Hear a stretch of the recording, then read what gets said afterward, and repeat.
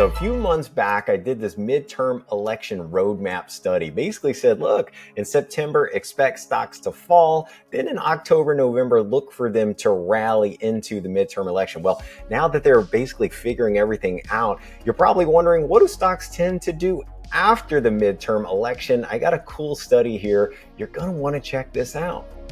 All right, if you like data, you're going to dig this. So I went back and I looked at prior midterm election years. I went back to 1980, so we have 10 instances to see how stocks did in certain periods.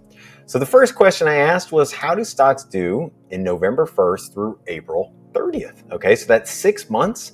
Get this. In no instances of midterm years going back to 1980 were stocks negative. I think that that's incredible.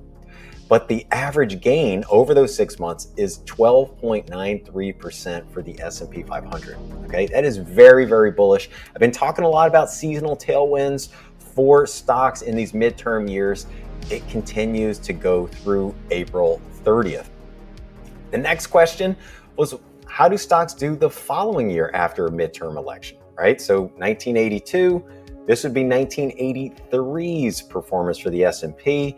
You can see here, very strong performance on average, almost 16%.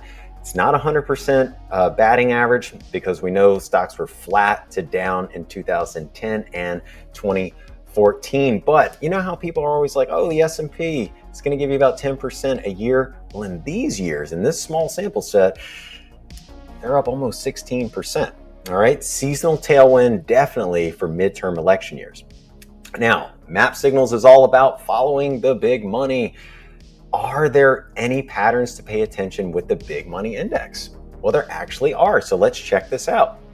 So we've got 1994 through 2006 midterm election years. You got 4 instances here. Now, in general, stocks are in an uptrend. I mean, you're not surprised by that. We just went over the returns. But check this out.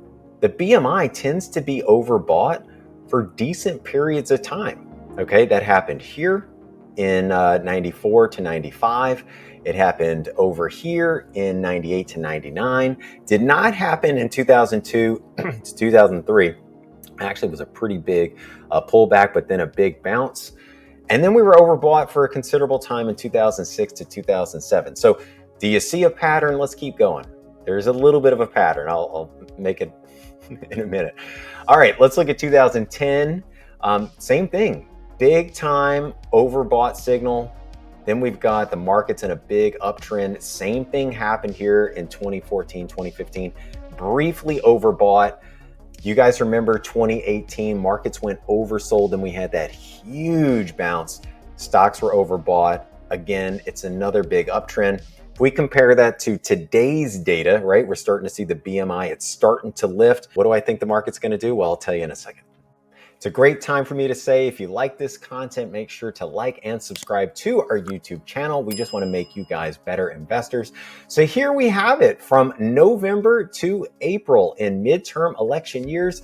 Going back to 1980, stocks are overwhelmingly positive. S&P 500 has been positive in a big way in all instances, right? You got 10 instances.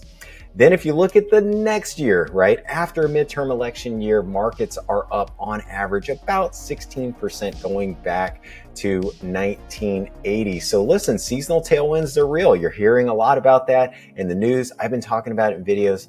Listen, it is true. And then as it relates to our data, right, big money index tends to go overbought, right? And that makes sense, right? You got big tailwind stocks going up. Don't be surprised if the big money index goes overbought in the coming months. It would just fit in line with history. Again, none of this is personalized advice. Just want to make you guys better investors. Do your own research. I'd love to hear from you. Do you think that stocks can rally into year end, into Q1? Let me know. I'll see you guys next time.